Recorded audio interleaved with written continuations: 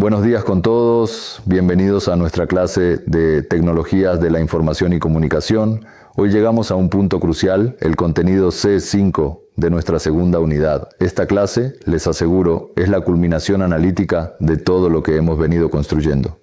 Hasta ahora, en contenidos anteriores como el C2, nos hemos enfocado en el análisis descriptivo, aprendimos a usar herramientas como el KDE, la estimación de densidad de kernel, para crear esos mapas de calor que nos dicen dónde se acumularon los delitos en el pasado. Eso responde a la pregunta, ¿qué pasó y dónde pasó? Y eso es fundamental, no me malinterpreten. Saber dónde están nuestros hotspots es el primer paso, pero el KDE tiene una limitación clave. Asume, básicamente, que el futuro será una copia exacta del pasado. Hoy vamos a dar un salto cuántico.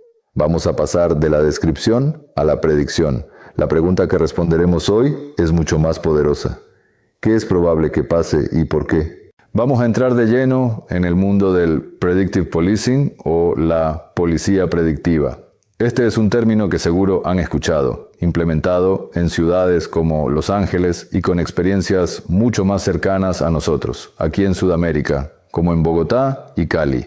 La idea es usar modelos estadísticos para pronosticar dónde y cuándo es más probable que ocurran delitos futuros. Piensen en el impacto de esto. Permite que nuestras instituciones, nuestra Policía Nacional, las agencias de seguridad municipales aquí en Ecuador, pasen de una asignación de recursos reactiva, correr detrás del delito, a una proactiva y basada en evidencia. Y lo mejor es que vamos a aprender a hacerlo con las herramientas que ya tenemos en nuestro entorno FOSS, Free and Open Source Software, es decir, QGIS.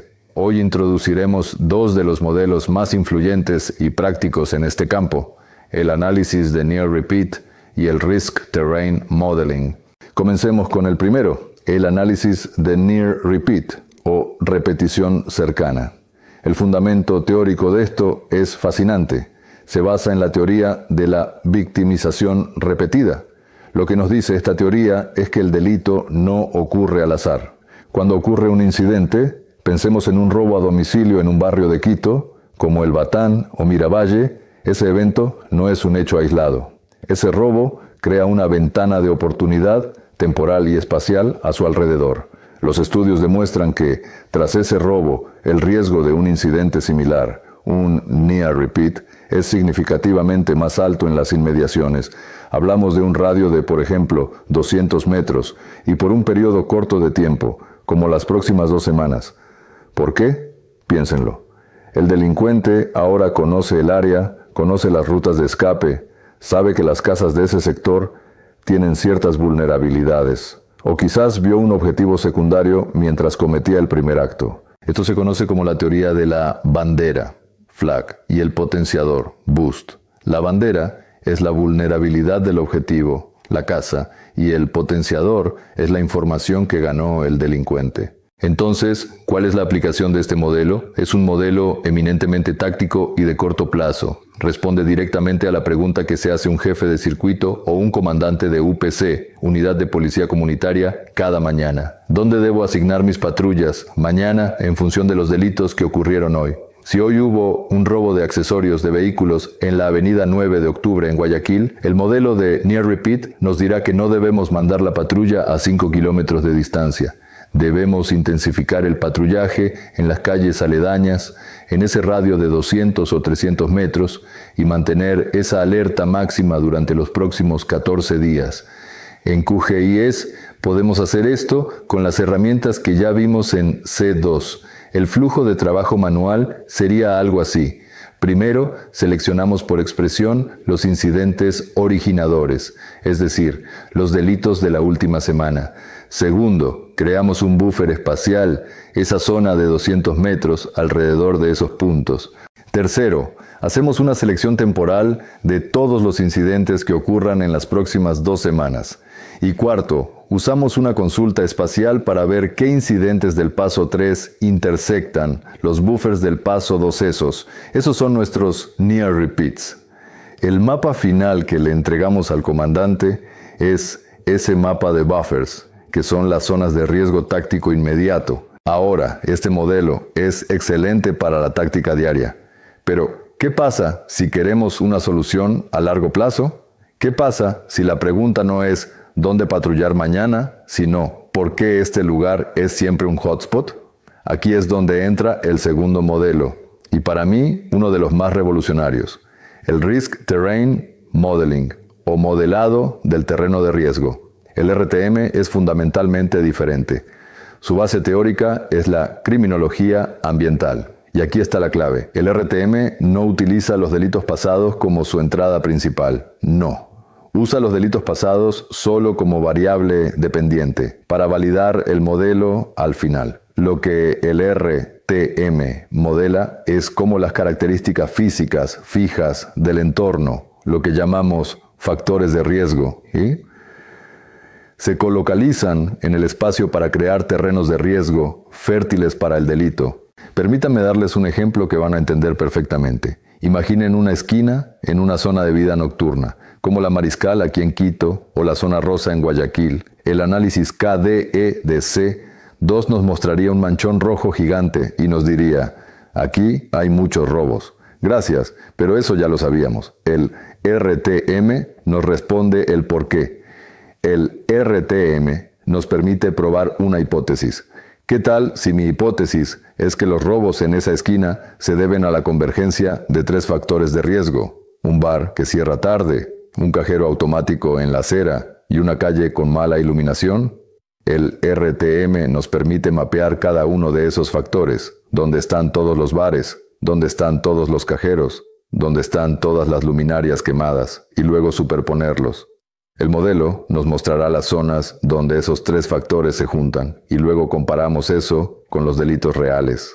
Probablemente descubriremos que la gran mayoría de los robos ocurren precisamente donde un bar, un cajero y la oscuridad convergen. ¿Ven el poder de esto?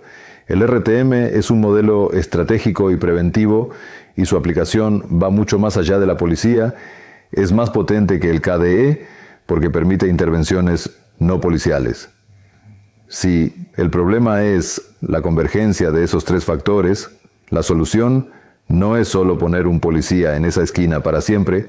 La solución estratégica, la prevención del delito a largo plazo, es mejorar el alumbrado público en esa calle, o regular los horarios del bar, o pedir al banco que mueva ese cajero automático a un lugar más iluminado y seguro. Estamos hablando de urbanismo, de planificación municipal, de verdadera seguridad ciudadana integral. Para implementar esto, en QGIS el RTM es metodológicamente idéntico a algo que se llama análisis de superposición multicriterio, o MCO. El flujo de trabajo, que veremos en el taller, implica varios pasos. Primero, tomamos nuestras capas de factores de riesgo, por ejemplo, bares.eshp, cajeros.eshp, y las convertimos a formato raster. Segundo, usamos la herramienta de proximidad para calcular la distancia en metros desde cualquier punto del mapa hasta el factor de riesgo más cercano. Obtendremos un mapa de distancia a los bares, un mapa de distancia a los cajeros, etc. Tercero, usamos la calculadora raster para reclasificar esas distancias en riesgo. Por ejemplo, decimos, si la distancia a un bar es menor a 100 metros, asígnale un valor de 1, riesgo. Si es mayor, 0, no riesgo. Hacemos esto para cada factor. Cuarto, y aquí está la magia, volvemos a usar la calculadora raster para sumar todas esas capas de riesgo. El resultado será un mapa final de RTM, un mapa de riesgo acumulado. Las zonas con valor 2 o 3 serán nuestros super hotspots, los lugares donde múltiples factores de riesgo se colocalizan, y es ahí donde debemos enfocar la intervención estratégica. Ahora sé lo que están pensando. Profesor, ese flujo de trabajo de RTM suena largo. Rasterizar, proximidad, reclasificar, sumar. ¿Y qué pasa con el near repeat? ¿Tengo que hacer esos 5 pasos manuales cada vez? Tienen razón. El análisis GIS, tanto el descriptivo de C2 como el predictivo de C5, es intensivo y sobre todo muy repetitivo. Imaginen que son el analista del EQ 911 o de una dirección de seguridad municipal. Su jefe les va a pedir generar el mapa de hotspots y el RTM de esta semana. y luego el de la próxima semana y la próxima. Hacer esto manualmente una y otra vez es una pérdida de tiempo, es ineficiente y es propenso a errores. Aquí es donde entra la tercera pieza de nuestra clase de hoy, una habilidad de TICS que es fundamental para la eficiencia operativa, la automatización de flujos de trabajo. Una habilidad TIC avanzada no es solo saber hacer el análisis, sino saber automatizarlo. En QGIS tenemos principalmente dos caminos para la automatización. El primero es escribiendo código en Python, usando la librería PyQGIS. PyQGIS es el motor del carro, es extremadamente potente, te permite hacer lógica compleja, bucles, manipular texto, conectarte a bases de datos, lo que sea. Pero, seamos francos, su curva de aprendizaje ha sido descrita por la comunidad como monstruosa y restrictiva. Para nuestro curso no necesitamos ser programadores de software, necesitamos ser analistas de seguridad eficientes. Por eso, nos vamos a enfocar en el segundo camino, que es el diseñador gráfico de modelos de QGIS, más conocido como el Model Builder. El Model Builder es una joya. Es una interfaz gráfica, GUI, que nos permite, de forma visual, encadenar todos los algoritmos de geoprocesamiento. Piensen en ello como un diagrama de flujo. Nos permite conectar visualmente entradas, inputs, luego procesos, algoritmos, para generar salidas, outputs, y todo esto sin escribir una sola línea de código. Esta aproximación visual es, en mi opinión, el andamiaje pedagógico perfecto para esta unidad. Nos enseña la lógica de la automatización y la eficiencia sin exigirnos ser programadores expertos, lo cual se alinea perfectamente con el enfoque FOSS y de equipo de entrada que buscamos. En el taller de hoy vamos a construir un modelo de RTM básico y lo vamos a automatizar. Les voy a guiar paso a paso. Cuando abran el diseñador de modelos, verán un lienzo en blanco y dos paneles clave, entradas y algoritmos. Desde el panel Entradas definimos qué datos le pediremos al usuario. Arrastraremos, por ejemplo, una capa vectorial y la llamaremos capa-bares, especificando que debe ser de tipo punto. Haremos lo mismo para capa cajeros y para nuestro límite, estudio, tipo polígono. También podemos pedir números. Arrastraremos una entrada de número llamada distancia, riesgo, metros, y le pondremos un valor por defecto de 100 y otra llamada tamaño celda raster con valor 10. Una vez definidas nuestras entradas, vamos al panel Algoritmos, que es básicamente la caja de herramientas completa de QGIS.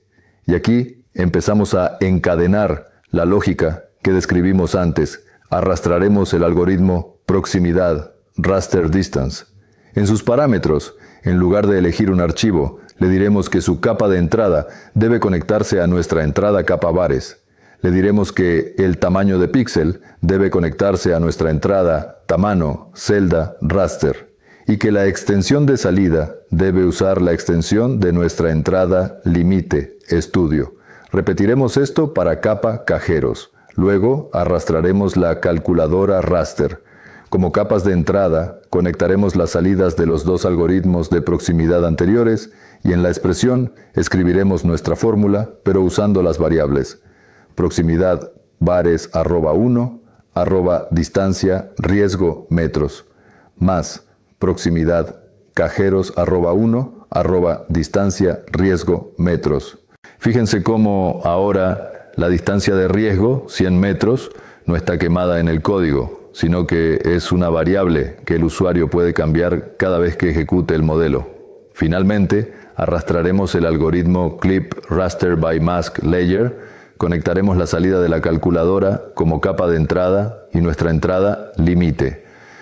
Estudio como capa de máscara, nombraremos a esta salida final RTM-final, _distrito. Guardamos el modelo, por ejemplo, como modelo-RTM-básico y ya está. Cerramos el diseñador y ahora en nuestra caja de herramientas de QGIS, bajo modelos, aparecerá una nueva herramienta. Al hacerle doble clic, se abrirá una interfaz de usuario simple que nos pedirá las 3 capas y las 2 distancias, le damos ejecutar y en segundos tendremos nuestro mapa RTM final, listo para ser analizado o enviado a un dashboard. El trabajo de 20 minutos ahora toma 10 segundos. Eso, estimados estudiantes, Es el poder de este contenido C5. Pasamos de describir el pasado a predecir el futuro inmediato, con Near Repeat, y a explicar las causas ambientales del delito, con RTM. Y lo más importante, aprendemos a automatizar estos análisis complejos, optimizando nuestros recursos y escalando nuestra capacidad de generar inteligencia predictiva. Esto es aplicar TICs de nivel profesional a los problemas reales de seguridad ciudadana en nuestro país. Bien, para dar por terminada la sesión del día de hoy, les quiero recordar que deben revisar todas las actividades que se encuentran cargadas en el aula virtual y deberán realizarlas en el tiempo establecido. No se olviden que uno de los requisitos para aprobar el curso es que deben tener todas las actividades completas. Una vez más, quiero indicarles que en el caso de tener alguna duda sobre la clase, pueden realizar sus preguntas al agente virtual de la materia. El enlace que los llevará directamente a conversar con el agente se encuentra cargado en la plataforma virtual en el apartado de la información general del curso. Si luego de conversar con el agente virtual siguen teniendo dudas, pueden realizar sus preguntas en el grupo de WhatsApp de la asignatura. Allí los asistentes de cátedra les ayudarán respondiendo sus preguntas. Además de eso, también tienen disponible un foro de dudas dentro del aula virtual, donde podrán dejar sus inquietudes para ser resueltas. Pasen bien, señores estudiantes, y nos vemos en la próxima clase. ITESUT, Instituto Superior Tecnológico Universitario de Transporte.